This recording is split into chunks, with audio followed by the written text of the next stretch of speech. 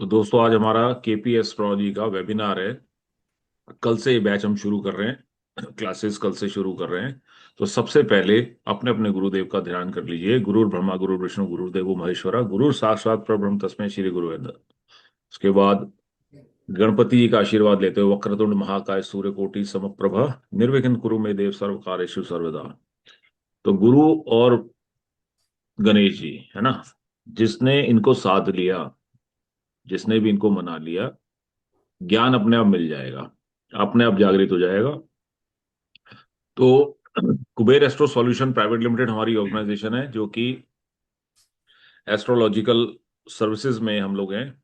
और आज ये हम केपी एस्ट्रोलॉजी का कोर्स जो है अपना शुरू करने जा रहे हैं। एमसीए के अंडर हमारी जो कंपनी है वो रजिस्टर्ड है मिनिस्ट्री ऑफ कॉर्पोरेट अफेयर्स से, और हमारे जितने भी कोर्सेज हैं वो सब ISO 9001 2015 स्टैंडर्ड पर सर्टिफाइड है। और मिशन हमारा यही है कि एस्ट्रोलॉजी सबको एक्सेसिबल हो और अफोर्डेबल रहे सबके लिए।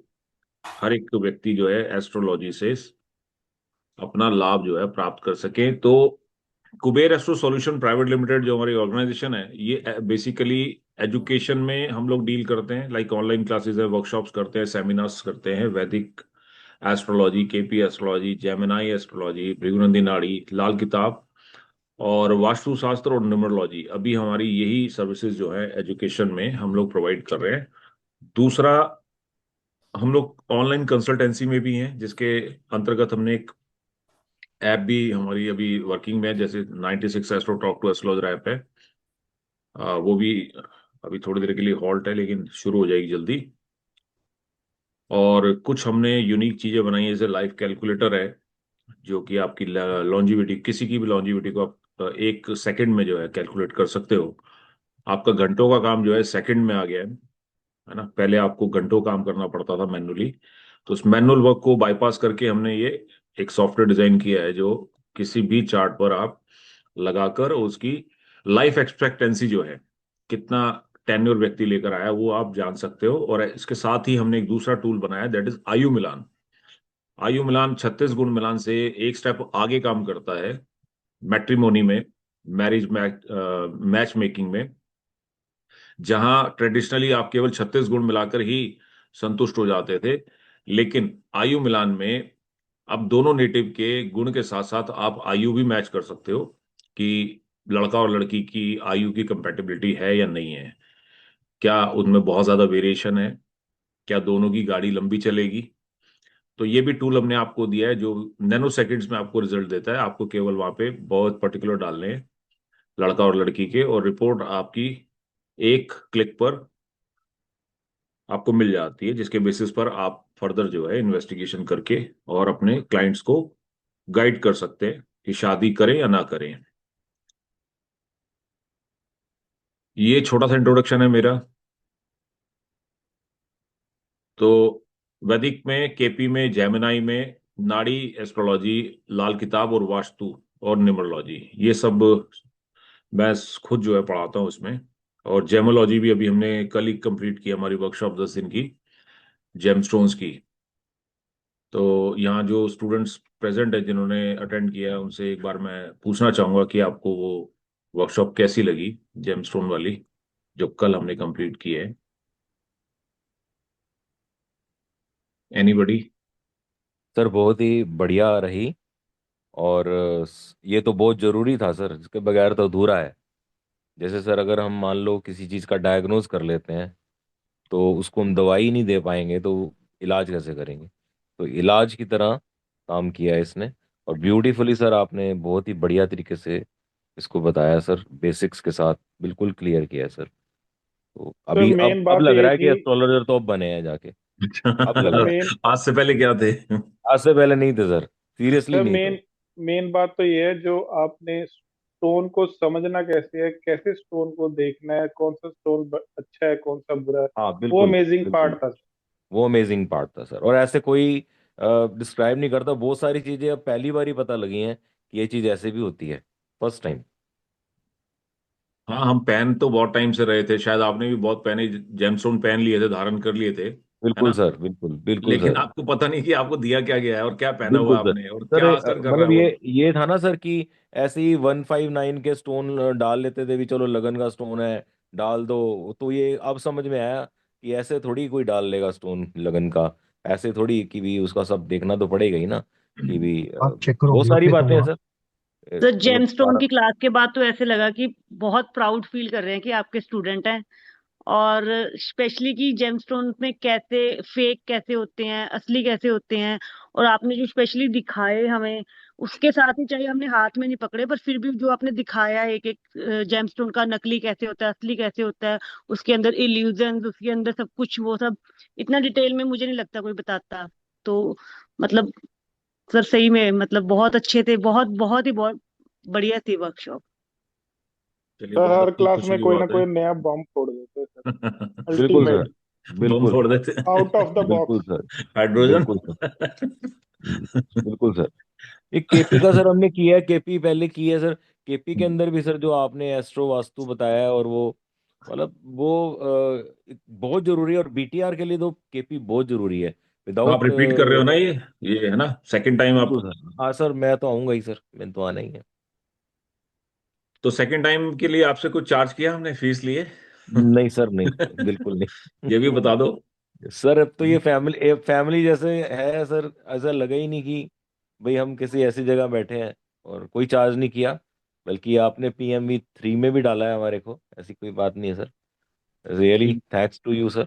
तो मैं सबको ये बताना चाहूंगा कि हमारे किसी भी आप वर्कशॉप में आते हो, अटेंड करते हो, कोई कोर्स ज्वाइन करते हो और लाइफ में वो दोबारा रिपीट करना चाहते हो, जब भी रिपीट होते रहते हैं हमारे कोर्सेज, मेगा कोर्सेज चलते रहते हैं और साथ में शॉर्ट टर्म वर्कशॉप चलती रहती हैं। आप कभी भी अपनी नॉलेज को ब्रशअप करना चाहते हो या प्रीवियसली आप उसको अच्छे से नहीं कर पाए, तो आप चाहते हो कि उसको रिपीट करें, तो ग्रुप में आपको इन्फॉर्मेशन आ जाती है। आप दोबारा जब भी वो हम कंडक्ट करते हैं, आप फ्री ऑफ कॉस्ट वहाँ पे जुड़ सकते हैं और दोबारा अटेंड कर सकते हैं। 2 बार 3 बार जब भी आप चाहो अटेंड कर सकते हैं लाइव वर्कशॉप और अपने डाउट्स को और क्वेरीज को क्लियर कर सकते हो। तो केपी एस्ट्रोलॉजी में हम क्या कुछ पढ़ने वाले हैं या समझने वाले हैं, उसको थोड़ा सा समझ लेते हैं।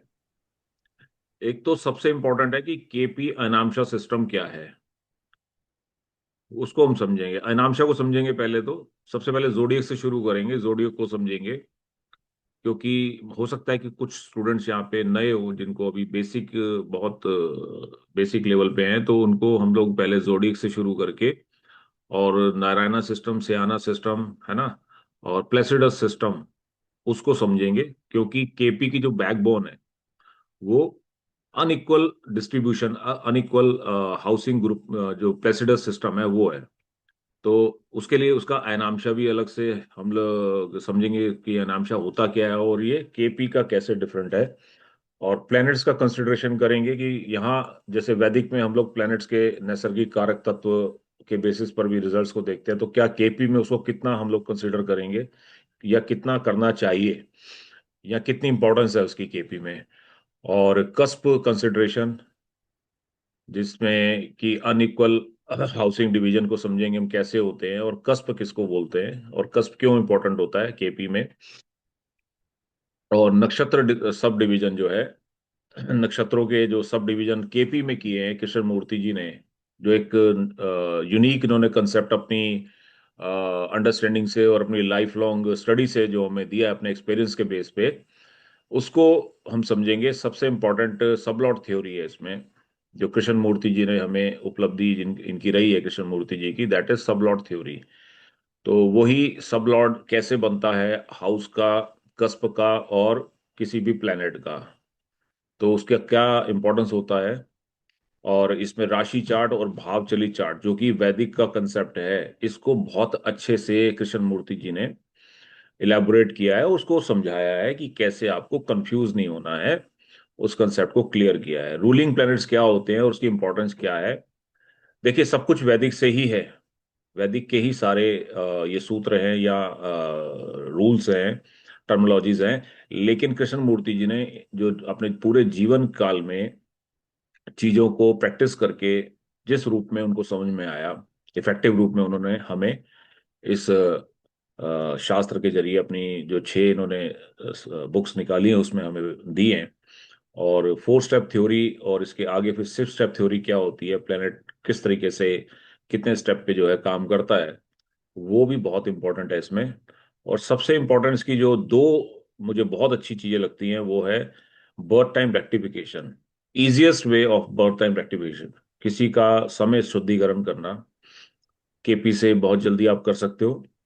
और स्पेशली जिन लोगों के पास बर्थ चार्ट नहीं है या जन्म तिथि या जन्म समय नहीं है, उनके लिए सबसे खूबसूरत है इसमें प्रश्न कुंडली। होरारी सिस्टम जो है कृष्ण मूर्ति पद्धति में आपको बहुत अच्छे से और बहुत आसानी से रिजल्ट देती है। मैं दिन में कम से कम 2 चार्ट तो होरारी के बना ही लेता हूँ। ऐसी क्वेरीज मेरे पास आती हैं कि जहां उनके पास ना तो डेट ऑफ बर्थ होता है ना टाइम ऑफ बर्थ होता है, और सवाल भी उनके ऐसे कॉम्प्लिकेटेड होते हैं कि आपको बर्थ चार्ट चाहिए ही चाहिए, एक्यूरेट टाइम चाहिए ही चाहिए। जैसे आज मेरे पास एक सवाल आया, मैं वो आपको चार्ट दिखाऊंगा अभी, जो मैंने बीटीआर होरारी से उसका आंसर दिया। फिर इसके बाद फॉर्चूना सिस्टम को समझेंगे, हाउस ग्रुपिंग सिस्टम, किस तरीके से कौन से हाउस प्राइमरी सिग्निफिकेटर होते हैं और सेकेंडरी सिग्निफिकेटर बनते हैं किसी भी इवेंट के, घटना के, उसको समझेंगे। फिर एस्ट्रो वास्तु का भी एक कंसेप्ट है इसमें जो कि वेस्टर्न एस्पेक्ट के ऊपर बेस्ड है, उसको भी बहुत डीप में जाके हम लोग समझेंगे, पूरा कवर करेंगे। और एक और इसकी खूबसूरती है केपी एस्ट्रोलॉजी की, that is theory of short prediction, TSP, जिसमें आपको छोटे इवेंट के बारे में, छोटी घटना, जैसे कि नियर फ्यूचर में जो घटना घटने वाली है या होने वाली है या एक्सपेक्टेड है, उसको आप कैसे देख सकते हो। जैसे मान लो कोई मैच का आउटकम है, मान लो कल कोई मैच होने वाला है, तो उसमें आप कैसे देखोगे कि कौन सी टीम जो है वो मैच जीतेगी या कौन सी टीम हारेगी। या ऐसे ही कोई शॉर्ट टर्म इसमें इवेंट होने वाले हैं, तो उसको आप कैसे देख सकते हो, that is called theory of short prediction. वो भी बहुत ब्यूटीफुल इसका एक कंसेप्ट है। हालांकि ये एडवांस में आता है, परंतु मैं अपना ये कोर्स जो है बेसिक और एडवांस दोनों लेवल पे आपको पढ़ाने वाला हूँ। घटनाओं को समझेंगे इवेंट्स कंसिडरेशन में, कि कौन सी घटना के लिए कौन से हाउसेज या कौन से ग्रुप इंपॉर्टेंट होते हैं और कौन से प्लैनेट जो है रिस्पॉन्सिबल होते हैं, और दशाएं कैसे काम करती हैं उसमें, दशा भुक्ति अंतरा जो है डीबीए वो कैसे काम करती है, और उसके साथ फिर गोचर को कैसे आपने अप्लाई करना है, वो सारी चीजें मैं आपको इवेंट्स पे लाइव चार्ट्स पे, मेरा यही कोशिश है, मैं हमेशा लाइव चार्ट पे ही काम करना पसंद करता हूँ। वो चार्ट चाहे आप मुझे प्रोवाइड करें, स्टूडेंट्स देते हैं, हम लोग लाइव चार्ट पे काम करते हैं। प्री प्लान चार्ट पे तो कोई भी काम कर लेगा, मजा तब आता है कि आपके सामने चैलेंज है ना, करंट चैलेंज हो, वहां पे आपको रिजल्ट जो है देखने को मिलेगा, तो वो उससे ज्यादा सीखते हो आप। और इवेंट्स के कौन से कॉम्बिनेशंस होते हैं, इंपॉर्टेंट कॉम्बिनेशंस कौन से होते हैं जो केपी में हम लोग कंसिडर करते हैं, और फिर एग्जांपल चार्ट्स भी बहुत सारे हम इसमें लेने वाले हैं इसमें। तो सबसे पहले जोडियक को समझते हैं। जोडियक, आप जिन लोगों को नहीं पता है, एक सोलर सिस्टम जो है, इसमें सेंटर ऑफ सिस्टम इज सन। सूर्य के चारों तरफ जो प्लैनेट्स चक्कर काट रहे हैं, घूम रहे हैं, है ना, 9 प्लैनेट्स इसमें कंसिडर किए जाते हैं। जैसे सबसे पहले क्लोजेस्ट टू द सन आता है बुध, उसके बाद शुक्र, फिर हमारी पृथ्वी है, और पृथ्वी के चारों तरफ चक्कर काटता हुआ चंद्रमा, और उसके बाद मंगल। मंगल के बाद एक एस्ट्रॉयड बेल्ट आती है बीच में, जो कि डेब्रिज है ना। और फिर आउटर प्लैनेट्स की बात करें, जोवियन प्लैनेट्स जो है, इसमें जुपिटर, शनि, इनको वैदिक एस्ट्रोलॉजी में हम लोग स्टडी करते हैं, रीड करते हैं, और इनके बेसिस पर ही अपने इवेंट्स को हम जानते हैं। यूरेनस, नेपच्यून, प्लूटो को वैदिक एस्ट्रोलॉजी में रीड नहीं किया जाता, स्टडी नहीं किया जाता, ठीक है। और चंद्रमा जो कि उपग्रह है पृथ्वी का, इसको भी ग्रह की श्रेणी में रखा गया है। और राहु और केतु, जिनकी कोई फिजिकल एंटिटी नहीं है, ये आपको मालूम है, कई लोगों को पता है, कईयों को नहीं पता होगा, ये भी 2 नोड हैं। चंद्रमा की जो कक्षा है उसके 2 नोड है जो सूर्य पथ को काटती है, that is called Rahu and Ketu. वैदिक एस्ट्रोलॉजी में इनका बहुत ज्यादा महत्व है, और केपी एस्ट्रोलॉजी में भी बहुत इंपॉर्टेंट है ये। तो जोडिक जो है, ये आपको मालूम है कि एक इमेजिनरी बेल्ट है। सूर्य के चारों ओर जो प्लैनेट्स चक्कर काट रहे हैं, ये एक यूनिफॉर्म वे में एक सर्टेन धुरी पर चक्कर काटते हैं। इनका पथ जो है एक निश्चित पथ है, जो कि सूर्य से 9 डिग्री, मान लीजिए ये सेंटर पॉइंट है सूर्य का, तो 9 डिग्री अपवर्ड और 9 डिग्री डाउनवर्ड, ये 18 डिग्री की एक इमेजिनरी बेल्ट है, जहां पे आपको सारे कॉन्स्टलेशन दिखाई देते हैं। जितने भी आपके 27 के 27 कॉन्स्टलेशन हैं, 27 नक्षत्र, और उन 27 नक्षत्रों को 12 राशियों में जो डिवीजन किया है, एरीज से लेके पाइसिस तक, वो सब के सब आपको इसी 18 डिग्री की बेल्ट में ही विजिबल होते हैं, मिलते हैं। और प्लेनेट भी जो है, जो सूर्य के चारों तरफ घूम रहे हैं, वो भी इसी बेल्ट के अंदर ही रहते हैं, ना तो इससे बाहर जाते, ऊपर जाते हैं साउथवर्ड, ना उसके नॉर्थवर्ड।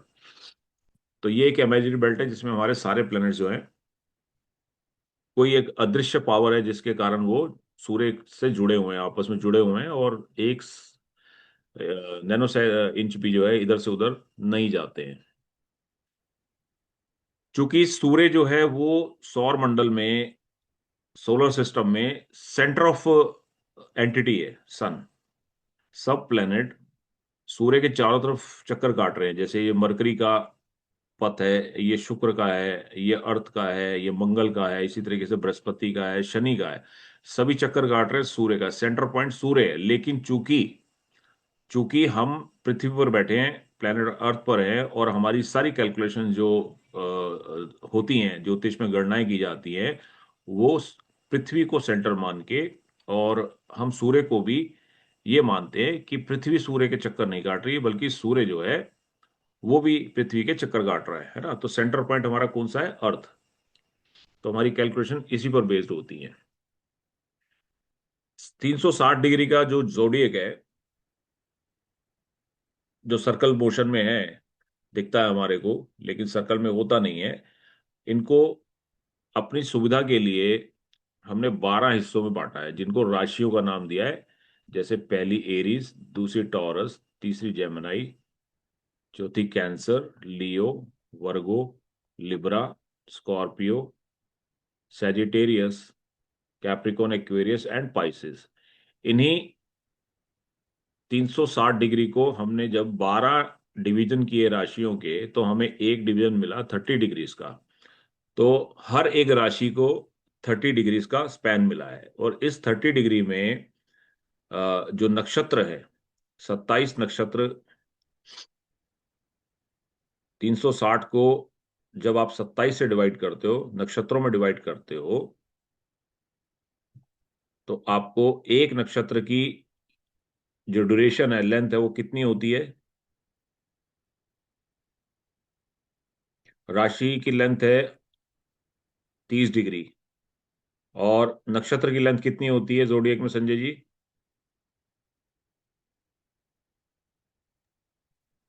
तो 13 डिग्री 20 सेकंड। 13 डिग्री एक बीस नक्षत्र। मिनट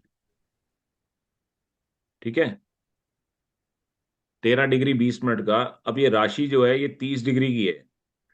एक राशि 30 डिग्री की है। 12 राशि है ना, 1 2 3 4 5 6 7 8 9 10 11 और 12।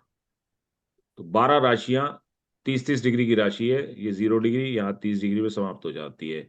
और इसमें नक्षत्र आते हैं 13 डिग्री 20 मिनट के, यानी कि 13 डिग्री 20 मिनट, 13 डिग्री 20 मिनट, 13 20 13 20, यानी कि 26 40। और फिर एक इसमें जो छोटा सा टुकड़ा रह जाता है ना, कितना टुकड़ा रहेगा इसमें? 3 डिग्री और 20 मिनट का। तो जी सर। एक नक्षत्र पूरा, दो नक्षत्र पूरे, और एक नक्षत्र का एक चौथाई, यानी कि सवा दो नक्षत्र जो होते हैं एक राशि में आ जाते हैं, है ना। 30 को अगर 13 डिग्री 20 मिनट से डिवाइड करोगे, 30 डिग्री को 13 डिग्री 20 मिनट से डिवाइड अगर करते हो आप, तो आपको मिलते हैं सवा दो नक्षत्र। तो एक राशि में आपको सवा दो नक्षत्र, यानी कि 2.25 नक्षत्र जो मिल जाते हैं, होते हैं हर राशि में। इस तरीके से अगर आप काउंट करोगे, तो आपके पूरे 27 नक्षत्र पूरे हो जाते हैं इसमें, है ना। ये सब चीजें हम आपको आगे क्लास में बहुत डिटेल में इसको समझेंगे। तो राशियों को, जैसे आपको मालूम है, इनका लॉर्डशिप जो है, एरीज को जैसे मेष बोलते हैं हिंदी में, है ना, इसके स्वामी जो होते हैं मंगल होते हैं। दूसरी राशि वृषभ होती है हिंदी में, जिसको टॉरस बोलते हैं, और ये शुक्र इसके स्वामी है। तीसरी मिथुन के मरकरी यानी कि बुध, कर्क के चंद्रमा लॉर्डशिप है, और सिंह के सूर्य, कन्या के मरकरी, तुला के शुक्र, वृश्चिक के मंगल, और धनु के जुपिटर, मकर के और कुंभ के शनि, और मीन राशि यानी पाइसिस के बृहस्पति। इनका इन राशियों पे क्या होता है, लॉर्डशिप होती है ना। आई गेस इतना तो सबको मालूम ही होगा। यस और नो? एक बार यस सर।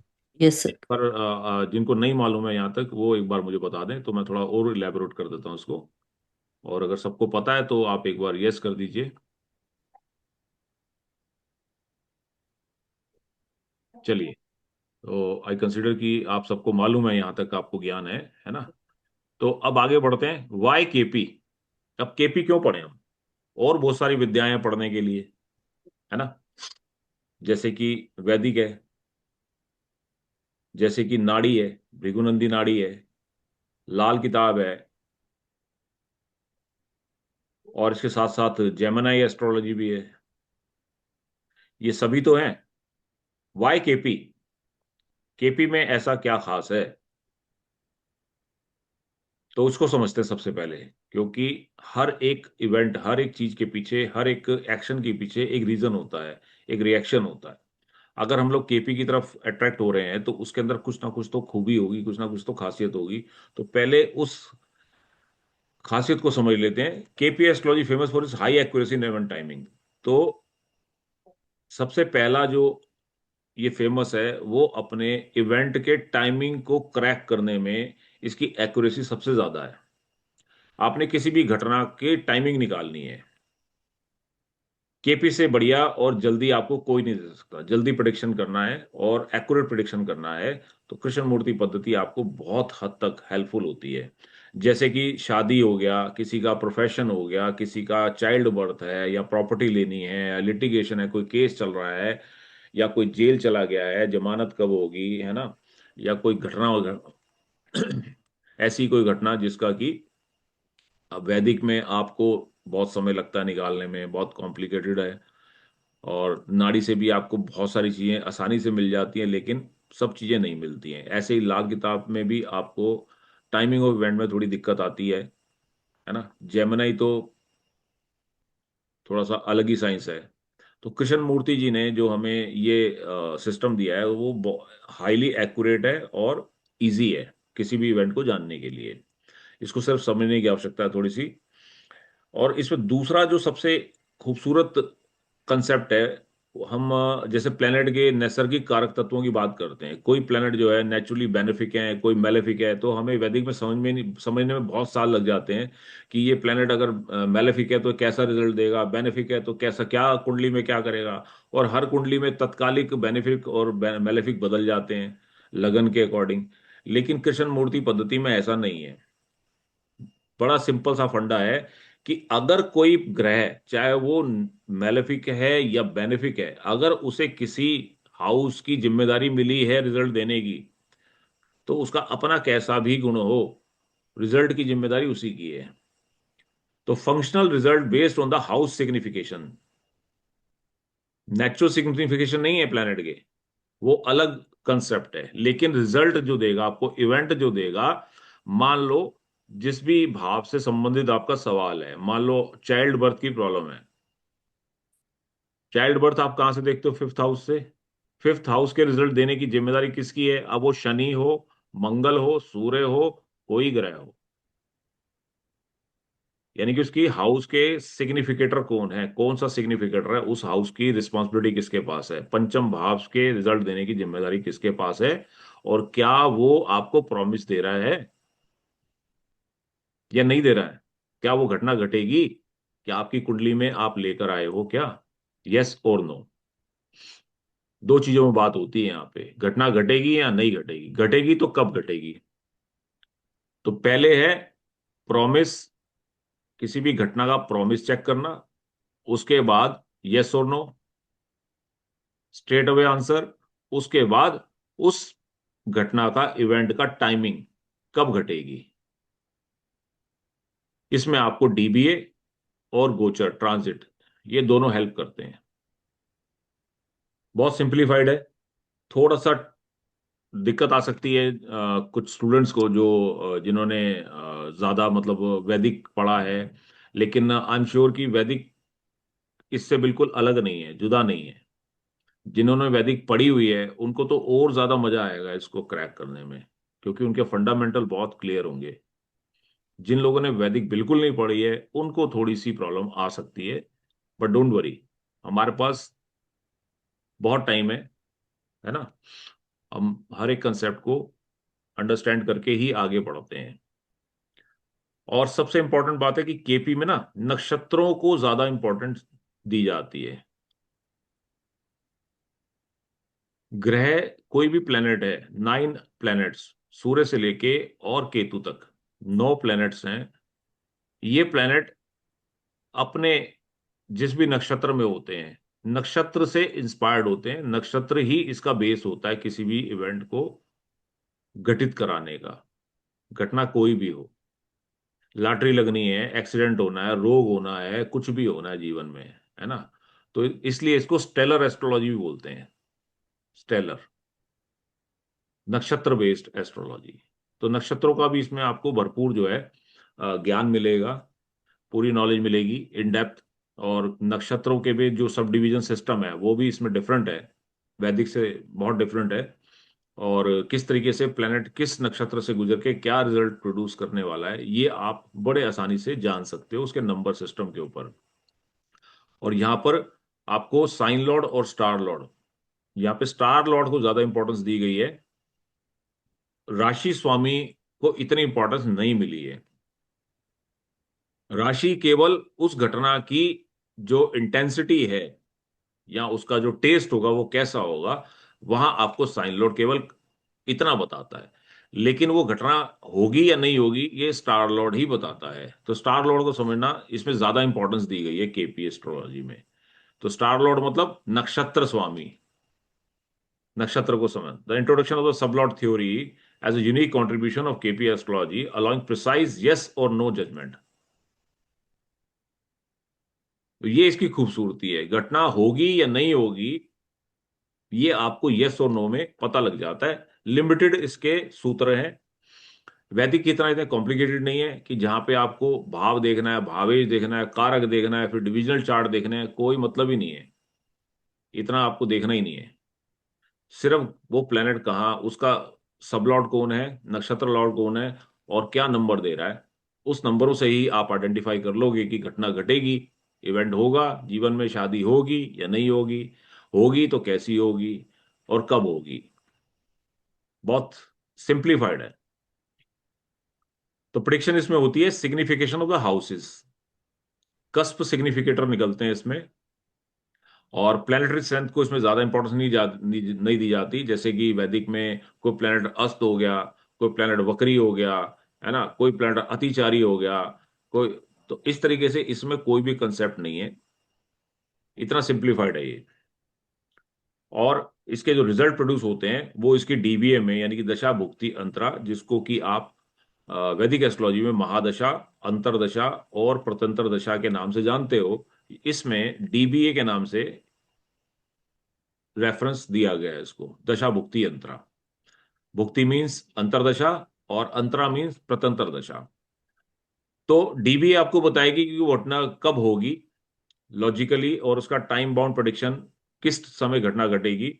और ट्रांजिट जो है are just through star lord. Star lord important इसमें रोल प्ले करता है, बहुत इंपॉर्टेंट होता है स्टार लॉर्ड। तो स्टार लॉर्ड का ट्रांजिट के साथ क्या संबंध है वो आपको घटना के घटित होने का समय एक्यूरेटली बता देता है।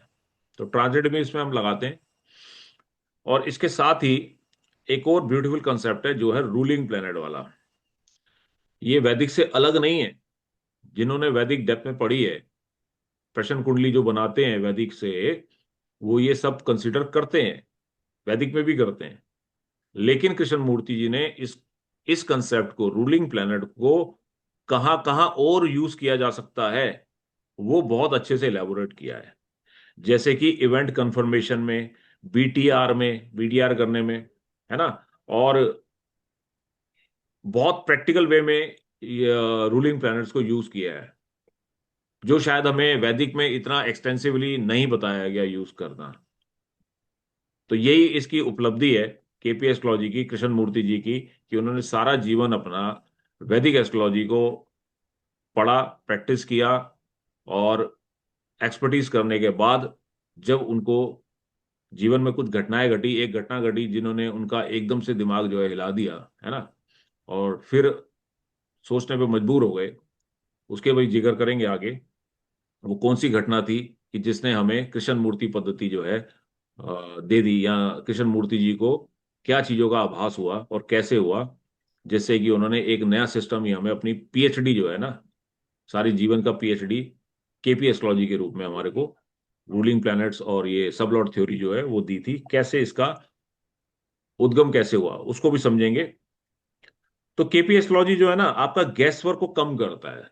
वैदिक एस्ट्रोलॉजी में आपको बहुत चीजें गैस करनी पड़ती हैं, एनालाइज करनी पड़ती हैं, प्लेनेट की स्ट्रेंथ, उसका भाव बल, भावेश कैसा है, भावेश के ऊपर दृष्टियां कैसी हैं, है ना, वो किसके साथ बैठा है, अपने से कौन से भाव में बैठा है, कौन सी पोजीशन पे बैठा है, डिविजनल चार्ट में कहाँ चला गया, और उसका कारक कैसा है, कारक किस अवस्था में है, बहुत सारे आपको गैस करने पड़ते हैं इसमें।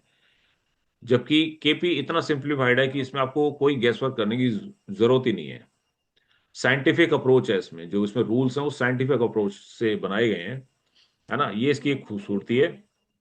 और it is specially famous for answering specific queries, जिसको कि प्रश्न या होरारी सिस्टम बोला गया है, जिसमें 1 से लेके 249 तक के कुछ कॉम्बिनेशन हमें दिए हैं, है ना। इनके बेसिस पर ही आप किसी भी घटना का, किसी भी सवाल का जवाब दे सकते हो, और वो बिल्कुल सटीक होता है। उसके लिए क्या क्या चीजें जरूरी हैं, ये भी हम अपने होरारी सिस्टम में बड़े डीप में जाके समझेंगे, पढ़ेंगे, और प्रैक्टिस भी करेंगे लाइव चार्ट्स पे और लाइव इवेंट्स पे भी, है ना, इसमें करने वाले हैं हम।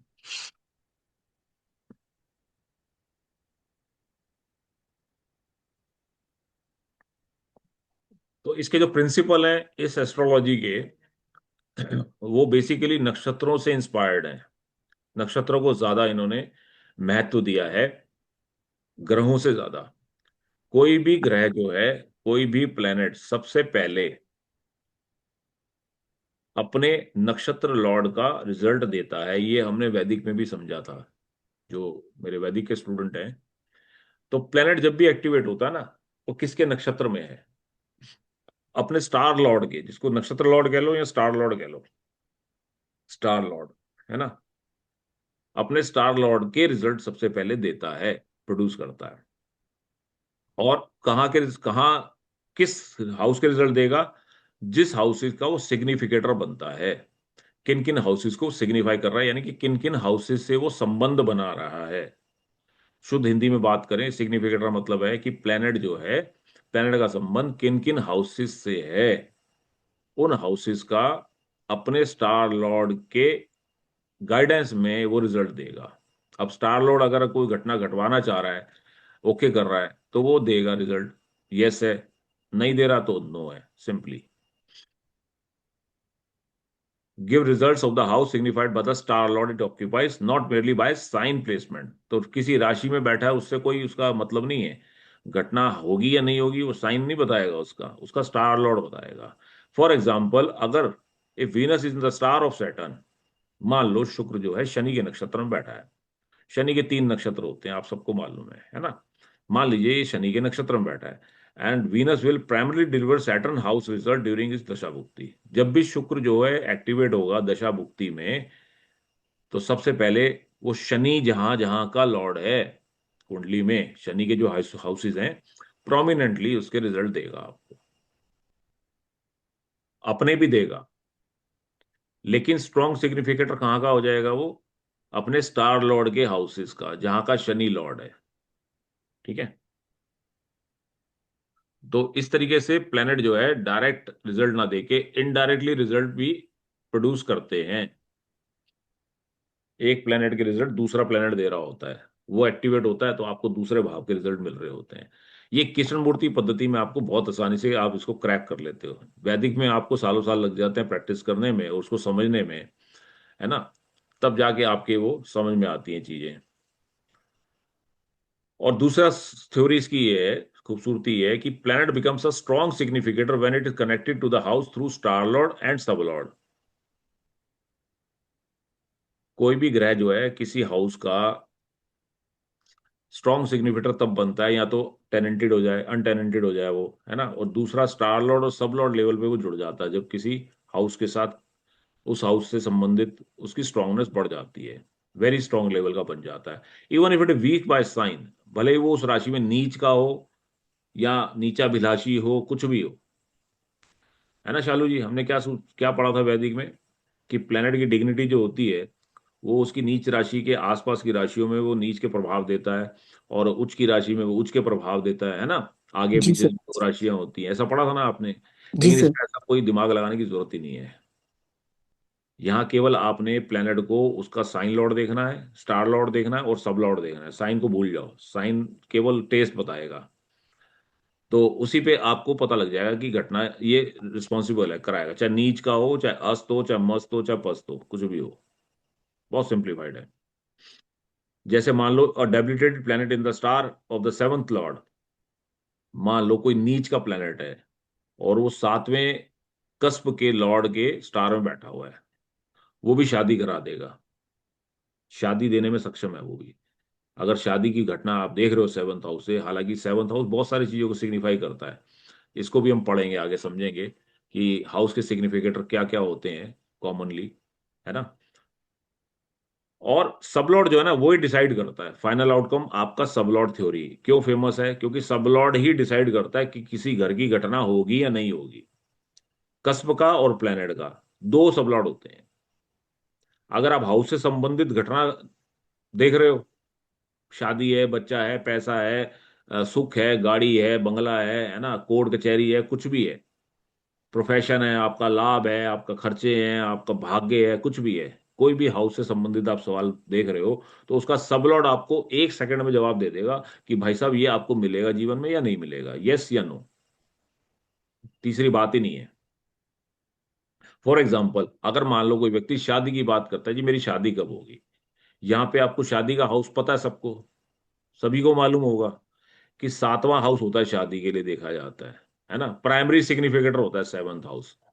लेकिन केपी एस्ट्रोलॉजी में जो हाउस सिग्निफिकेशन है, प्राइमरी के साथ साथ सेकेंडरी हाउस सिग्निफिकेशन भी जोड़े जाते हैं। जैसे सातवां घर शादी का हो गया, दूसरा घर जो होता है वो एडिशन इन द फैमिली हो गया, कुटुंब है ना, कुटुंब में वृद्धि, कुटुंब वृद्धि का भाव है, सेकंड भाव कुटुंब का है आपका।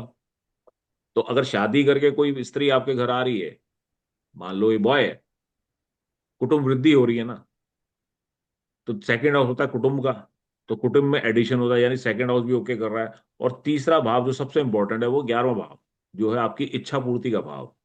तो अगर कोई ग्रह जो सेवंथ कस्पल सबलॉर्ड, सेवंथ कस्प का सबलॉर्ड अगर आपको 7 2 11 सिग्निफाई कर रहा है, यानी कि वहां का सिग्निफिकेटर बना हुआ है वो, तो आप कागज पे लिख के ना साइन करके दे दो कि शादी होगी जी, जरूर होगी जीवन में।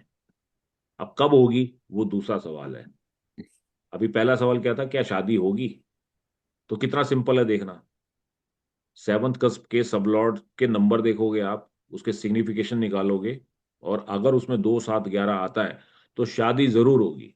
और इसके डिट्रीमेंटल नंबर, ये तो हो गए positive number, positive. Negative number क्या है? अगर यही सेवन कस्प सब लॉर्ड CSL, सेवन कस्प सब लॉर्ड आपको 1 देता है, 6 देता है या 10 देता है, आप आंख बंद करके बोल दो भाई साहब शादी नहीं होगी। ठीक है, शादी नहीं होगी जीवन में, जितना मर्जी घोड़े खोल लेना, लिख के दे देना साइन करके। लेकिन इसको फिर हम 4 स्टेप सिग्निफिकेशन, और इसके आगे जो डीप चीज है 6 स्टेप सिग्निफिकेशन, जो छुपे हुए इसमें सूत्र हैं, उसको और समझ लेंगे। अगर 4 स्टेप में भी यही नंबर सिग्निफाई हो रहे हैं और 6 स्टेप में भी यही चीजें आपको दिखाई दे रही हैं, तो फिर आप डंके की चोट बोल देना कि आपका ये इवेंट नहीं होगा। और आपको यहीं पे प्रॉमिस मिल जाता है, तो फिर आप यहाँ पे ओके करके और फिर टाइमिंग के ऊपर काम करोगे कि घटना कब घटेगी, यानी कि कितने समय में शादी होगी, साल बाद, 2 साल बाद, 4 साल, 6 साल, कब होगी, वो घटना कब घटेगी, फिर उसके ऊपर काम करोगे, वो निकाल के दोगे आप। थोड़ा शुरू में मेहनत करनी पड़ेगी आपको, लेकिन कर लोगे, हो जाएगा, इतना कोई रॉकेट साइंस नहीं है ना। दशा भुक्ति अंतरा देखनी है, ट्रांजिट लगाना उसके ऊपर, बहुत सिंप्लीफाइड सूत्र है। अब यही बात आती है 4 स्टेप और 6 स्टेप की बात आती है, नीचे वाले पॉइंट में इसको एक्सप्लेन किया हुआ है। मान लो कि कोई प्लेनेट है, वो आपको शादी डिनाइल दे रहा है, नॉट ओनिंग और ऑक्यूपाइंग हाउस, मैरिज हाउस, यानी शादी वाले हाउस से उसका कोई लेना देना नहीं है, कोई एक प्लेनेट है, ठीक है ना जी। कैन स्टिल गिव मैरिज, वो शादी फिर भी करा सकता है, if it transit the star of a marriage significator, अगर कोई मैरिज का सिग्निफिकेटर है, 7 सब लॉर्ड का कोई सिग्निफिकेटर है और उसके नक्षत्र से कोई प्लैनेट ऐसा नहीं गुजर रहा है, तो वो भी शादी करा सकता है। इसको हम 4 स्टेप सिग्निफिकेटर और 6 स्टेप सिग्निफिकेटर तक हम समझेंगे आगे जाके। ये ऐसे भी कोई सिग्निफिकेशन होते हैं कि जो जिसका कोई संबंध नहीं है और वो भी घटना घटित करवा देता है। कई बार आपने जीवन में देखा होगा कि दशाएं अच्छी चल रही होती हैं, बंदे की कुंडली बहुत अच्छी होती है, वैदिक में आपने देखा होगा, लेकिन उसके बावजूद बंदे का एक्सीडेंट हो जाता है, या कोई ऐसा नुकसान हो जाता है, या कोई ऐसी घटना हो जाती है जो फोर्सिन नहीं होती, देखी नहीं होती, या आपने कभी उसको जज नहीं किया होता, या आपको उम्मीद नहीं हुई कि ऐसी घटना घट जाएगी। तो वो क्या रहस्य है, वो आपको 4 स्टेप सिग्निफिकेटर में और 6 स्टेप सिग्निफिकेटर में क्लियर हो जाएगा, ये डाउट जो है आपका। जैसे मान लो मार्स जो है, मंगल शुक्र के नक्षत्र से निकल रहा है, जो कि 7 का सिग्निफिकेटर है।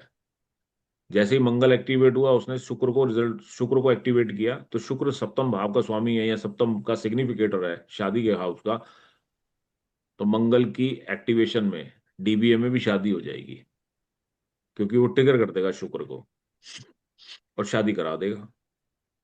तो कई बार प्लेनेट खुद एक्टिवेट ना होके, जो उसका नक्षत्र में बैठा होता है प्लेनेट, टेनेंटेड होता है, जिसको टेनेंटेड और अनटेनेंटेड भी समझेंगे इसमें हम। जो टेनेंटेड होता है, जिसका टेनेंट होता है, वो भी उसका रिजल्ट दे जाता है।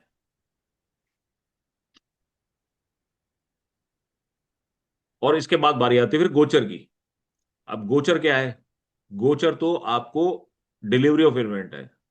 आपने प्रॉमिस देख लिया, प्रॉमिस है, यस है या नो है ना। उसके बाद आपने टाइमिंग देख लिया, टाइमिंग आपने नैरो डाउन कर लिया, तकरीबन 2-3 महीने के अंदर अंदर आपने टाइमिंग निकाल लिया डीबीए से। अब ये 2-3 महीने के अंदर जो फाइनल डिलीवरी होगी, डिलीवरी ऑफ इवेंट बोलते हैं इसको। पहला होता है प्रॉमिस ऑफ इवेंट, दूसरा होता है टाइमिंग ऑफ इवेंट, और तीसरा होता है डिलीवरी ऑफ इवेंट। वो डिलीवरी कब होगी? मान लो बच्चा पैदा होना है, आपने देख लिया कि जी फलाने महीने में, नवंबर के महीने में बच्चा पैदा होगा जी, कितने में से 15 से लेके और 25 तारीख के अंदर बच्चा पैदा होगा, ये आपने डीबीए से निकाल लिया। अब 15 से 25 के बीच में कब होगा, डिलीवरी कब होगी, वो आपको गोचर देता है, ट्रांजिट। और ट्रांजिट जो है वो किस पे लगाते हैं? House result flow in the order of the strength, star lord, planet, sub lord और साइन लॉर्ड, है ना। और Jupiter transit alone does nothing unless Jupiter stars lord supports the event. तो इसको भी समझेंगे। A planet signify both improving and non improving houses. तो हर एक हाउस जो है आपको कुछ नंबर्स देता है, जिन जिन हाउसेस का सिग्निफिकेट होता है वो आपको नंबर में पता लगता है। और वो नंबर किसी इवेंट के लिए पॉजिटिव है, यानी कि हारमोनियस है, या डिट्रीमेंटल है, ये आपको पता होना चाहिए। जैसे शादी के लिए हारमोनियस है 2 7 11, और डिट्रीमेंटल है 1 6 10। अगर ये नंबर है तो शादी यस है, ये नंबर है तो ये डिट्रीमेंटल है, शादी नहीं होगी, है ना। तो इंप्रूविंग और non improving houses will give mix results depending on the dominance. For example, a planet signify 2 7 11 and also give 6 6 भी दे रहा है, तो शादी तो होगी, लेकिन अब 6 भी आ गया ना। मान लो 2 6 7 और 11 और 10 भी आ रहा है मान लो, तो 2 7 11 तो आपको मिल गया, शादी तो होगी। लेकिन ये 6 10 भी तो अपना कमाल दिखाएंगे ना, ये क्या कमाल करेंगे शादी में। शादी के बाद कितने पटाखे फोड़ेंगे, है ना। ये शादी कैसी रहेगी, शादी का टेस्ट कैसा रहेगा, ये भी चीजें आपको पता लगती है इंप्रूविंग और नॉन इंप्रूविंग नंबरों से। वो पूरी मैं आपको पीडीएफ के तौर पे भी दूंगा एंड में, जो कि बहुत एक्सटेंसिव है, हजारों उसमें कॉम्बिनेशन है इवेंट्स के, जिसमें आप इजीली उसको याद करने की जरूरत नहीं है, मैस्मराइज करने की जरूरत नहीं है, आपको बना बनाया वो पीडीएफ मिल जाएगा। और फिर एक बहुत प्यारा सा कंसेप्ट है रूलिंग प्लैनेट्स का। जिस समय भी आप टाइमिंग ऑफ जजमेंट देख रहे हो, उस समय आपके रूलिंग प्लैनेट्स क्या खेल खेलते हैं और रूलिंग प्लैनेट्स होते कैसे हैं, है ना। इफ जैसे एग्जांपल के लिए moon star lord and lagna lord are same, event is imminent. तो रूलिंग प्लैनेट जो होते हैं उस समय के तत्कालिक किसी भी समय के प्रभावशाली ग्रह होते हैं, है ना, वो निकाले जाते हैं। सॉफ्टवेयर में तो बने बनाए आते हैं, बाकी आपको पता होना चाहिए कि वो कैसे आ रहे हैं, वो भी मैं आपको समझाऊंगा कैसे बनेंगे। तो KP stellar chart allows exact timing, है ना, some time down to the days matching. तो घटना के दिन तक आप जो है किसी इवेंट को नैरो डाउन कर सकते हो, निकाल सकते हो, जिसमें आपको दशा, भुक्ति, ट्रांजिट और स्टार लॉर्ड का प्रॉमिस जो है, एग्रीमेंट, उसके बेसिस पर आप निकाल सकते हो। तो नटशल क्या है, केपी एस्ट्रोलॉजी में events do not occur because of planets but because of stellar signification activated by the time periods, है ना। तो नक्षत्र जो है वो आपको दे रहा है इवेंट, तो प्लेनेट को तो झक मार के देना ही पड़ेगा। प्लेनेट की अपनी दादागिरी नहीं चलेगी, अब चाहे उच्च का है, नीच का है, अस्त है, कुछ भी है। अगर नक्षत्र ने आपको प्रॉमिस दिया हुआ है, स्टार लॉर्ड ने अगर दिया हुआ है, तो आपकी घटना घटेगी ही, होगी ही। ठीक है। तो मेरा ख्याल है कि आपने काफी कुछ समझ लिया है ना, और टाइम भी हो गया है, तो इसको हम अभी थोड़ा सा बाईपास कर देते हैं, फंडामेंटल्स वगैरह को फिर समझ लेंगे क्लास में अपनी, और इसको भी बाद में देखेंगे।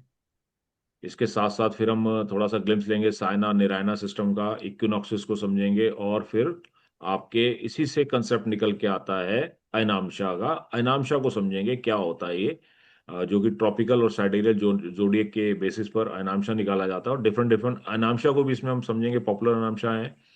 और ये भी समझेंगे कि जो जोडिएक है वो उसके हमने हर नक्षत्र के जो है 9 सब डिवीजन हमें बताए हैं इन्होंने, कृष्ण मूर्ति जी ने। उन 9 सब डिवीजन का क्या इंपॉर्टेंस है और कैसे किया गया है, किस बेसिस पर किया है, क्या क्या कैलकुलेशंस है उसकी, और वो क्यों इंपॉर्टेंट है, जिसको सब बोला जाता है। यही सब जो है, इसी का स्वामी जो है सब लॉर्ड कहलाता है, और वही इस एस्ट्रोलॉजी की, केपी एस्ट्रोलॉजी की बैकबोन है। तो ये निकालना आपको समझना बहुत इंपॉर्टेंट है, सब लॉर्ड निकालना, है ना, सब लॉर्ड को समझना, और उसी सब लॉर्ड से आपकी पूरी गणना होगी या नहीं होगी, तो उसकी कैलकुलेशन को भी आप समझेंगे on the basis of some calculations. तो इसका जो ये कोर्स है, ये हम कल शुरू करने जा रहे हैं, 1 फरवरी रात 9 बजे। और उसके बाद ये जो क्लासेस रहेंगी मंडे से लेके फ्राइडे तक हमारी क्लासेस चलेंगी, back to back, 9 PM onwards up to 11 PM, 2 घंटे की क्लास होगी आपकी। ठीक है जी। और टोटल है इसकी जो होगी 30 क्लासेस, अप्रोक्सीमेटली आपको 30 क्लासेस जो हैं 2 महीने के अंदर अंदर हम लोग कवर करेंगे। पूरा कोर्स इसमें हमें बेसिक टू एडवांस, एक दो फालतू भी हो जाएंगी तो कोई दिक्कत नहीं है। इसमें आपको केपी का सॉफ्टवेयर जो है ना, एक्सटेंसिवली वो मैं आपको दूंगा, है ना, हमारी तरफ से मिलेगा आपको, लेने की जरूरत नहीं, रिकॉर्डिंग्स आपके पास लाइफ टाइम रहेंगी, और study material in the shape of PDFs और टेबल्स एंड इमेजेस। ये आपको कुछ भी नहीं लेना है, सब हमारी तरफ से प्रोवाइड किया जाएगा। ठीक है जी।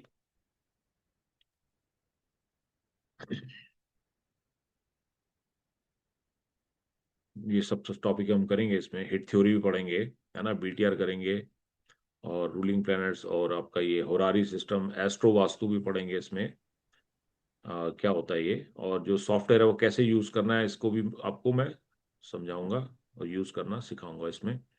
ओरिजिनल कॉस्ट इसकी जो है कोर्स की, वो 33,000 है बेसिकली, लेकिन आपको ये जो कोर्स अभी मिलता है, ये मिलता है 19,500 रुपये में मात्र। और इसके साथ यदि आज आप इसको बुक कराते हो, केवल और केवल 1,500 रुपये दे के आज आप अपना सीट बुक करा सकते हो, रिमेनिंग जो फीस है आप लेटर ऑन पे कर सकते हो। तो इसमें मैं आपको 1 ईयर का लाइफ कैलकुलेटर का फ्री एक्सेस जो है आपको प्रोवाइड करेंगे, जिसमें आप मल्टीपल रिपोर्ट जो है बना सकते हैं।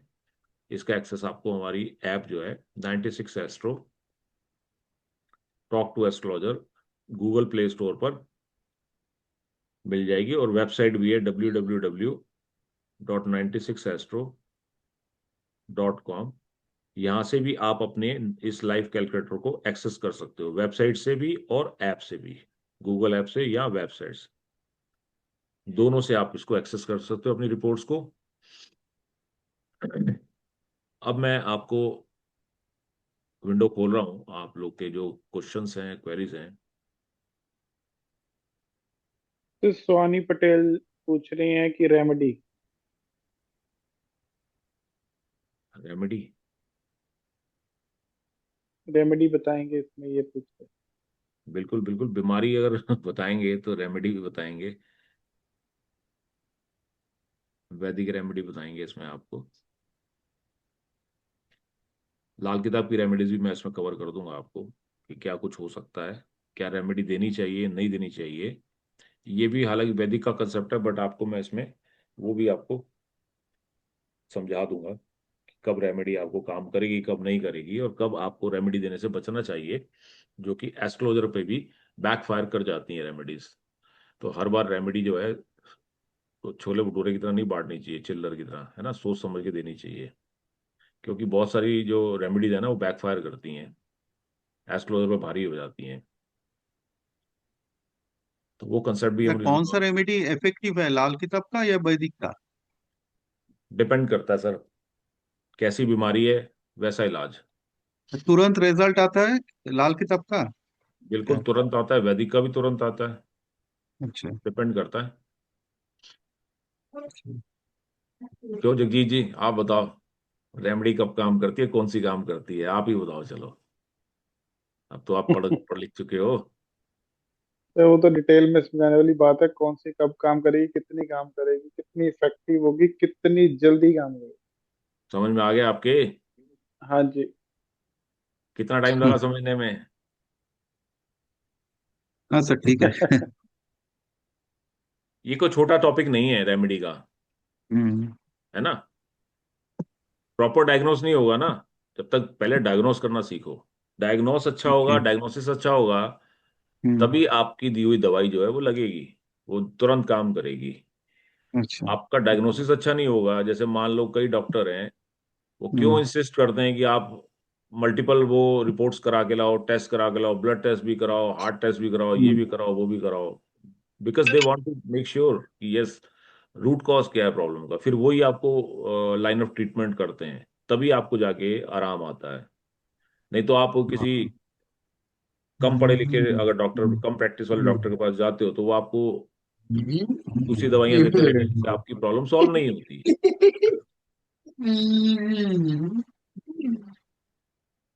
तो डायग्नोसिस अच्छा होना चाहिए, रेमेडी तो आपको पता लग ही जाएगी, आप चाहे लाल किताब की दो चाहे वैदिक की दो, है ना। अभी हमने जेमस्टोन की कल वर्कशॉप कंप्लीट की है, तो जेमस्टोन कब देना है, कब प्लेनेट को बूस्ट करना है, कब प्लेनेट को न्यूट्रलाइज करना है, किस प्लेनेट को की तासीर को कम करना है, किस प्लेनेट को बल देना है, ये चीजें तो बहुत वास्ट सब्जेक्ट है, 10 मिनट में 5 मिनट में नहीं समझाया जा सकता, है ना। परंतु मैं अपनी हर वर्कशॉप में आपको समझाने का प्रयास करता हूँ। हालांकि कृष्ण मूर्ति जी ने रेमेडी जैसा कोई भी शब्द अपने किसी भी उसमें बुक में जो है, जो सेट ऑफ 6 बुक्स हैं उसमें कहीं भी उन्होंने इस्तेमाल नहीं किया है। वैदिक रेमेडीज पे ज्यादा उन्होंने जोर दिया है। परंतु फिर भी आपको मैं कुछ रेमेडीज जो हैं लाल किताब की बहुत अच्छी हैं, प्रिकॉशंस ज्यादा है, वो आर्ट ऑफ लिविंग, जीने की कला जो है ना वो अच्छे से सिखाती है वो। जी मिस्टर हेडमास्टर जी, पूछिए। इसमें सर कोई बुक भी है इसकी, कोई भी साथ साथ पढ़ी जाए ये भी बिल्कुल बुक भी एस्ट्रोलॉजी? मिलेगी आपको, कृष्ण मूर्ति जी की लिखी हुई 6 बुक हैं, सेट ठीक। ऑफ 6 बुक हैं, जो मैं आपको पीडीएफ के तौर पे दे दूंगा, आप साथ ठीक। साथ पढ़ते रहना। हाँ। और अपनी भी पीडीएफ आपके पास, मेरी जो हमारी पीडीएफ है वो भी आ जाएगी, स्पेशलाइज पीडीएफ, वो भी आप ठीक साथ सर। साथ रेफरेंस ले सकते हो और अपने नोट्स भी खुद बना सकते हो। सर मैंने वैदिक एस्ट्रोलॉजी पढ़ी है, मैं प्रैक्टिस नहीं करते, वैसे शौक की काफी पढ़ी हुई है।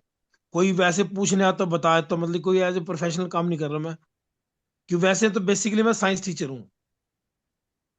हाँ, तो आपने अगर वैदिक पढ़ी हुई है, आप उससे इवेंट निकालते हो, इससे आपको और हेल्प मिलेगी, और सटीकता आ जाएगी आपकी प्रेडिक्शन में, वैदिक में भी। तो तभी मेरे को सर आप में इंटरेस्ट आ रहा है काफी सुनने में ना।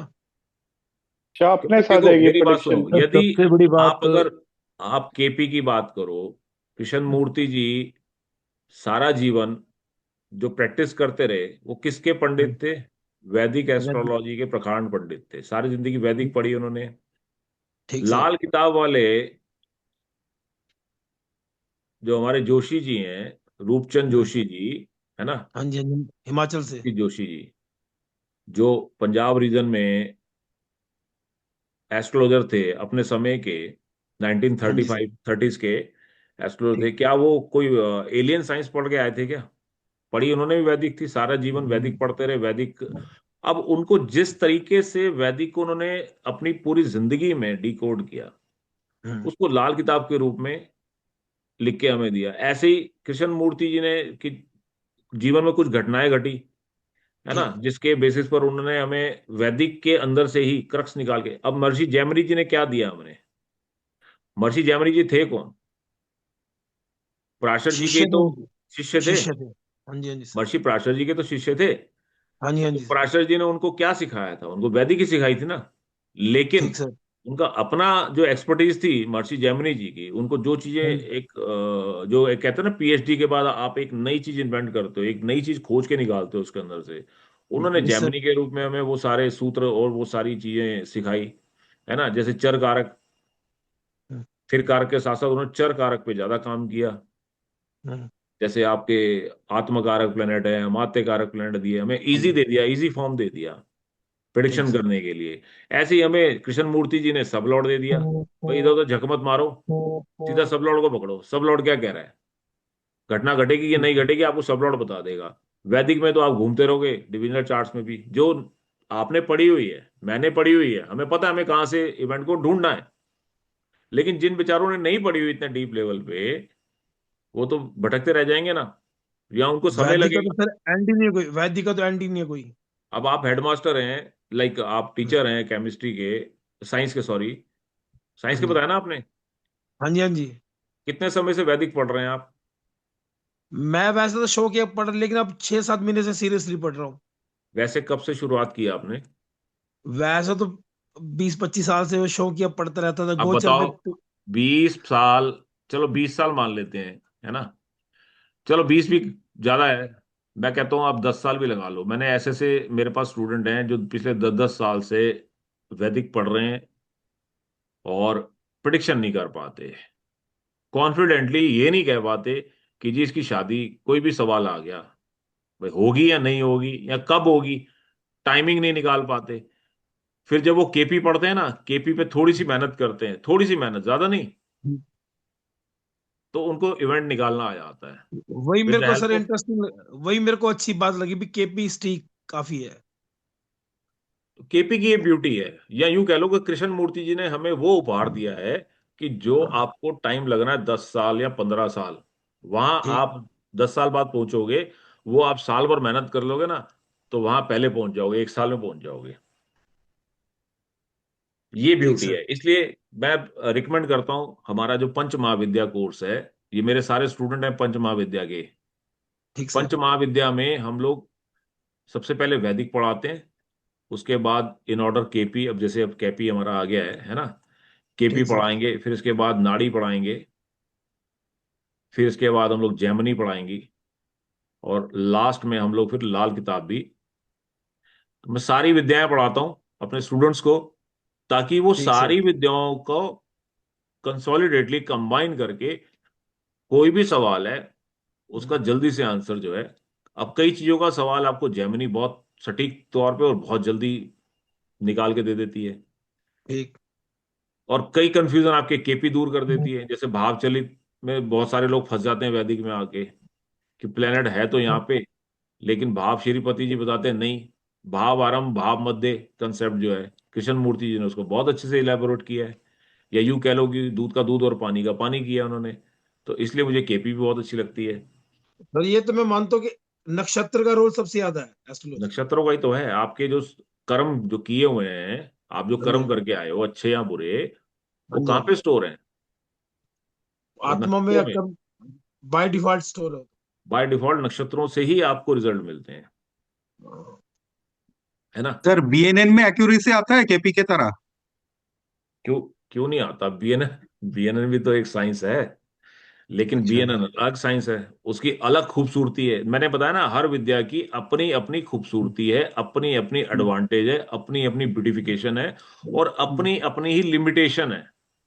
हम्म, जैसे वैदिक की लिमिटेशन है कि इसमें समय चाहिए जी, आराम से हम्म, शुरू हो जाओ, बस पढ़ते रहो पढ़ते रहो पढ़ते रहो, हम्म, कब तक पहुंचोगे पता नहीं, 10-15 साल तो हम्म, निकल जाएंगे। अच्छा, और कृष्ण जैसे मूर्ति आपने जी में भी, आप सुन लीजिए मेरी बात, आपने टॉपिक छेड़ा है तो मैं इसको क्लियर कर देता हूँ। हर हम्म, विद्या की अपनी लिमिटेशन भी है। हम्म, अगर अपनी उपलब्धि है, अपनी एक यूएसपी है या खूबसूरती है, तो उसकी एक लिमिटेशन भी है। अब कृष्ण मूर्ति पद्धति में सबसे बड़ी लिमिटेशन है एक्यूरेट टाइम ऑफ बर्थ। हम्म, अगर आपके पास बर्थ का टाइम एक्यूरेट नहीं है, आपका सब लॉर्ड बदल गया, तो कहानी बदल गई, पूरी पिक्चर पूरी बदल अच्छा, जाएगी। इसलिए यहाँ पे बीटीआर करना बहुत जरूरी हो जाता है। अच्छा, नाड़ी जो आपके पास नाड़ी है, भृगुनंदी नाड़ी है, या जो भी नाड़ी आप पढ़ रहे हो, नाड़ी आपको क्या देती है? आपके पास टाइम नहीं है, जरूरत ही नहीं है टाइम की।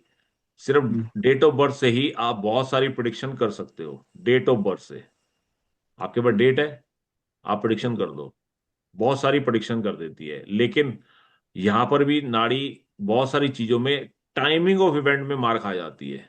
टाइमिंग निकालनी नहीं आती लोगों को, प्रोग्रेशन बेस्ड है, प्रोग्रेशन ही समझ में नहीं आता। अब जेमिनी एस्ट्रोलॉजी है, ये थोड़ी सी कॉम्प्लेक्स है टाइमिंग के लिए, कुछ चीजों के लिए, लेकिन बहुत सारी चीजों के लिए बहुत प्यारी चीज है। जैसे इसके चर कारक है ना, चर कारक जो बनते हैं प्लेनेट, वो आपको एक झटके में चीज बता देते हैं कि होगा कि नहीं होगा। लाल किताब जो है, ये बुक ऑफ रेमेडी है, इसमें तो तमाम रेमेडियां ही रेमेडियां हैं। आप रेवड़ी की तरह बांटो रेमड़ियां, है ना। शिफ्टिंग ऑफ प्लैनेट सही बात। बहुत प्यारा कंसेप्ट है इसका। लेकिन टाइमिंग ऑफ इवेंट में ये भी कई बार चूक जाती है। 35 साल चक्र जो है वो कई बार काम करता है, कई बार नहीं करता है। वहां फिर आपको विंशोत्तरी दशा लगानी पड़ती है। या हम्म, आप मान लो वो देख रहे हो, आप वर्षफल देख रहे हो, तो इसका लाल किताब का वर्षफल अलग बनता है, अलग तरीके से बनाया जाता है। और वैदिक का वर्षफल इसमें जो है, बहुत सारे जो लाल किताब प्रैक्टिशनर हैं, वो वैदिक का ही वर्षफल यूज करते हैं इसमें। तो हर एक विद्या की ना अपनी एक खूबसूरती है और अपनी एक लिमिटेशंस है। तो बेटर ये है ना कि अगर आप इस लाइन में गलती से आ भी गए हो, अपना नहीं, गलती से वो आ गए हो, या उससे आ गए हो, क्या कहते मतलब हैं, अपना मेरा शौक में बृहस्पति आ गए एट्थ हो। में है। सर मेरा अष्टम पंचम में भाव, बृहस्पति एट्थ अष्टम में भाव है। वाले ले रहा होगा। ओखली में सिर आपने दे ही दिया है, अष्टम भाव आपको पकड़ के ले ही आए हैं यहाँ पे। हाँ जी, हाँ तो जी। भाई साहब, फिर अपने ओखली में सिर दिया है तो पूरी तरह ठुकवा ही लो ना, सब कुछ पढ़ ही हाँ, लो। कोई नहीं, मैं अभी रिटायर हुआ, एक्चुअली साल हो गया, फिर मैं तब इंटरेस्ट ज्यादा लेने लग गया। पहले तो मैं जॉब मैं करता वही तो कह रहा प्रिंसिपल हूँ ना, था। फिर छोड़ो क्यों? नहीं नहीं सर, आप, एक तो मेरे को जिंदगी में कोई टीचर सही नहीं मिला। टीचर सही नहीं मिला? आपका जुपिटर मैं, जरूर मैं फिर क्षतिग्रस्त है। नहीं, मैं खुद ही अपने आप ही मेहनत करके आगे निकला हूं, सर। आप उसे थोड़ा उम्मीद लगी है मुझे भी, जो अच्छी एस्ट्रोलॉजी समझाता है।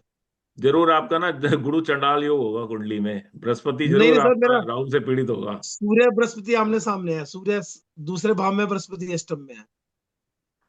राहु महाराज कहाँ है? राहु मेरा 7वें है।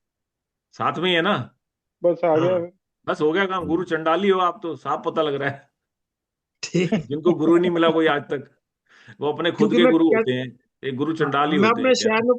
शहर में किसी से पूछने जाता हूँ, मेरे से पूछ के चला जाता है, वो मेरे को तो क्या बताएगा।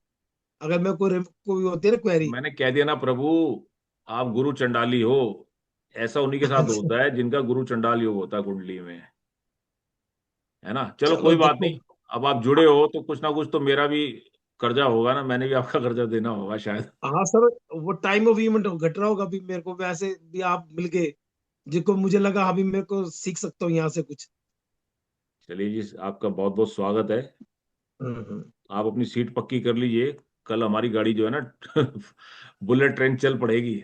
हम पीछे मुड़ के हाँ, नहीं देखते हैं, रुकते नहीं किसी और के सर लिए। एक आध दिन मान लो नहीं अटेंड कर पाते, उसका प्रोग्राम तो रिकॉर्ड तो मिल जाएगा ना, जैसे शादी वगैरह में रिकॉर्डिंग जाना आपको पड़ेगा। 2 घंटे के अंदर आ जाती है, सबसे फास्टेस्ट ठीक। काम कर, मैंने कहा ना बुलेट ट्रेन हमारी चल पड़ेगी, हम बुलेट की स्पीड से काम करते हैं। ठीक। हमारी क्लासेस भी बुलेट की स्पीड पे चलती हैं, बैक टू बैक। और हमारी रिकॉर्डिंग भी आपको 2 घंटे के अंदर अंदर, क्लास करने के 2 घंटे के अंदर आपको मिल जाती है। एक है ना। एक तो सर आप आशीर्वाद दो, आप मेरे से उम्र में बड़े हो, हालांकि आशीर्वाद दो, मैं मैं बड़ा अच्छी हूँ, तरह अरे समझूंगा। महात्मा जी आप बड़े हो। तो मुझे क्यों बुढ़ा बना रहे हो, नहीं इतना नहीं बुढ़ा गुरु, नहीं आप हूं मैं। उम्र की बात नहीं चल रही है, ओहदे की बात चल रही अच्छा। गुरु गुरु गुरु का स्थान ऊपर है। है। नहीं, एक और बताऊं सर, मैंने सही जिसको है, सही पढ़ाया है। नहीं वो बहुत अच्छी पोस्ट पे भी गया वो। हम्म, हेलो। हाँ जी हाँ जी, सुन रहे हैं आपकी बात। जिस बच्चे को मैंने पढ़ाया ना वो बहुत अच्छी पोस्ट पे भी गया है। हम्म, क्या क्या सब्जेक्ट पढ़ाए आपने जीवन में। मैंने साइंस मैथ पढ़ाया 9th 10th को मेनली। तो मैथ्स आपने पढ़ाया, तो इसमें मैथ तो बहुत इंपॉर्टेंट है केपीएसलॉजी में। अगर आपका मैथ है, अच्छा है, या बुध आपका अष्टम भाव से जुड़ा हुआ है हाँ, बुध ना, अष्टमेश होके लगन में बैठा है। बस बस ठीक है, हो गया बात ना। खत्म हो ई गई। कार्ड का संबंध तो बुध की बहुत जरूरत है, जिसका बुध तेज है ना, क्योंकि मैथमेटिशियन बुध है। ठीक मैथमेटिशियन बुध बनाता है कैलकुलेशन जो ठीक है ना, शार्प कैलकुलेशन। अब इसमें क्या है, इसमें आपको नंबर गेम है केपी में, ठीक सर। नंबर बेस चीजें हैं इसमें, आपको नंबर बताते हैं, वो नंबर आपको पढ़ने आने चाहिए बस, बाकी ऐसा कुछ खास नहीं है इसमें। इतना मैस्मराइज करने की जरूरत नहीं है, थोड़ी सी टेक्निक है, वो टेक्निक मैं आपको समझा दूंगा, है ना। इवेंट निकालने आपको सिखा दूंगा। प्रैक्टिस आपने करनी है। ठीक है इसी जी। लिंक से हो जाएगी, कैसे होगी सीट पक्की? हाँ जी। वो सीट पक्की कैसे, व्हाट्सएप से हो जाएगी? 1500 रुपये कह रहे थे ना आप। सीट पक्की करनी है आपने, तो आप एक नंबर ले लो। ये इस पे करके ना, क्या कहते हैं आप, स्क्रीनशॉट ये लेके, क्या कहते हैं, स्कैनर। अच्छा ठीक। ये नंबर नोट कर लो, एक 966 यहाँ पे लिख दो सर। 7077 033। इस पे दोबारा से आप बोलो सर। 96670 96670।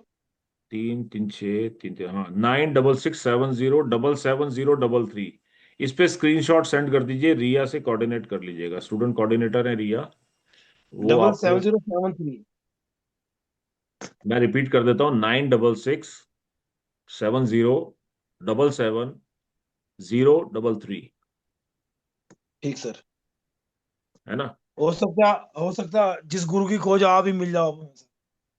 चलिए, हमारा सौभाग्य है प्रभु, आप जैसे धुरंधर मिल जाएगा नहीं हमारे। भाई, आपको मिल गए। आपको मिल गए, है ना। ठीक सर। आपका लग रहा मुझे। आपका मिल गए, ये समझ लीजिए। आपकी वैसे खोज खत्म हुई भाई। अच्छी बात है सर। आप जैसे हेडमास्टर हमारे साथ जुड़ेंगे, तो भैया हमें भी कुछ सीखने को नहीं, मिलेगा ना आपसे, टीचर मैं सर सर। प्रिंसिपल रिटायर है, तो पुराना नंबर में नाम फीड है, मैं प्रिंसिपल रिटायर हुआ गवर्नमेंट जॉब से। बताइए, फिर आपसे तो बहुत कुछ सीखने को मिलेगा हमें। कुछ कर्जा हमने ले रखा आपका, कुछ आपने हमारा ले रखा होगा, हो वो हम सकता सीख है सर। लेंगे आपसे, है ना। ठीक सर। चलिए, मिलते हैं जी। बाकी और किसी का कोई सवाल हो, कोई क्वेरी हो, कोई डाउट हो, तो कृपया करके आप।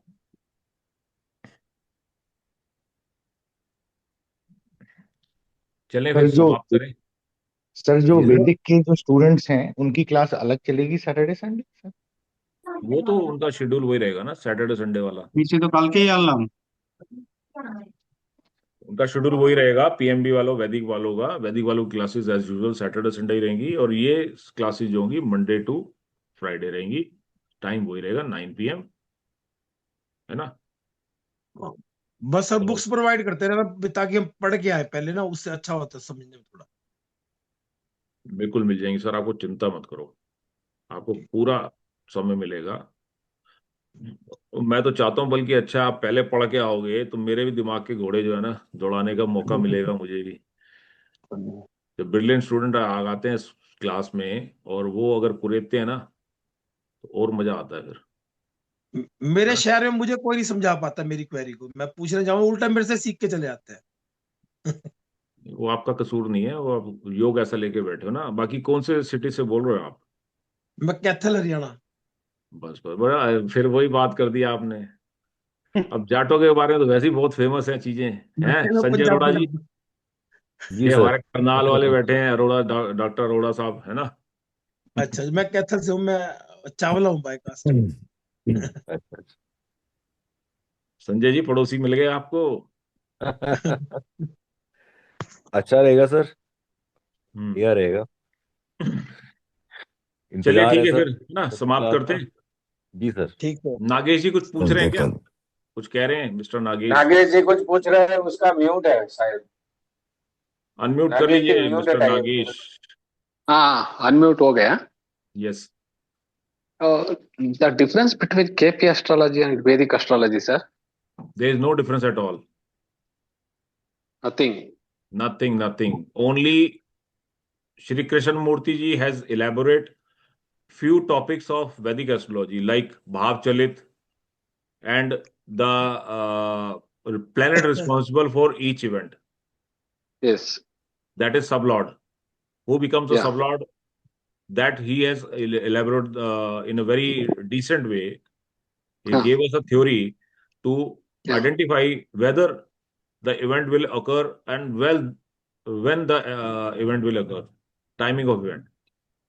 There is Okay. nothing different except Vedic astrology, but a unique way to understand few topics of Vedic astrology. That is event finding of event. Event finding. Yes. Yeah. Okay, sir. Okay. So, have you studied KP astrology or Vedic astrology? Sir, actually, I'm studying both. I'm little bit confused regarding that both. Tell me, what is the confusion? Are you not getting Vedic astrology, or you got finding some difficulty to understand KP No, astrology? understanding is difficulty. Both subjects I'm get difficult to understand. See, this happens once you didn't find any, good guide. Yani Yeah. ki your teacher Yeah. is not capable enough to, No, just I'm give you solution. learning through online classes from YouTube. Okay, you are YouTuber. Yeah. See, YouTube is a very good source of learning, but it's not at all complete source of learning. You Yes. must adopt, you must attend any of any good teacher or Yeah.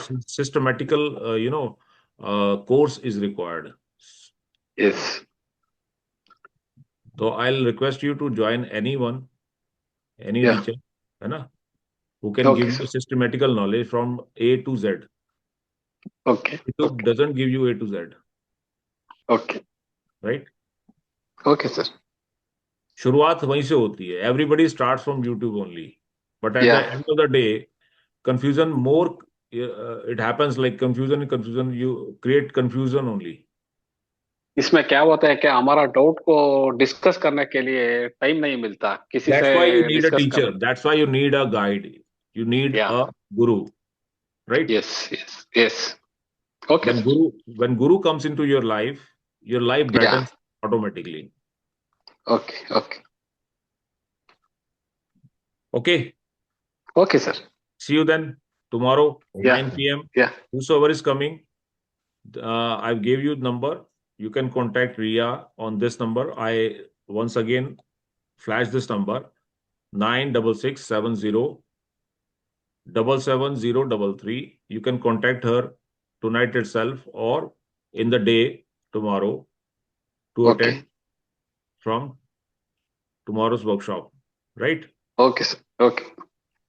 चलिए मिलते हैं ये सब लोग. शुभ रात्रि. शुभ रात्रि sir. Sir इसमें हम शुभरात्रि, सर. डीबीए करेंगे ना, शुभरात्रि गुरु। दशा सिस्टम शुभरात्रि। करेंगे ना हाँ जी. इसमें सर, हम दशा सिस्टम करेंगे ना केपी है. भाई साहब सब कुछ करेंगे, दशा भी करेंगे, गोचर भी करेंगे और इवेंट कौन देगा हमारे को? टाइम कौन बताएगा ये घटना कब घटेगी? दशा ट्रांजिट तो देंगे.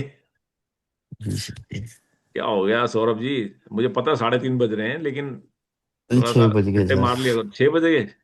फिर तो नींद खुल जानी चाहिए. गलती सर, आज संडे है, 1 घंटा और सोऊंगा एक्स्ट्रा. चलो मिलते हैं फिर कल, ठीक है, 9 ऑल बजे. Good sir. Right sir. Okay. Good night good night.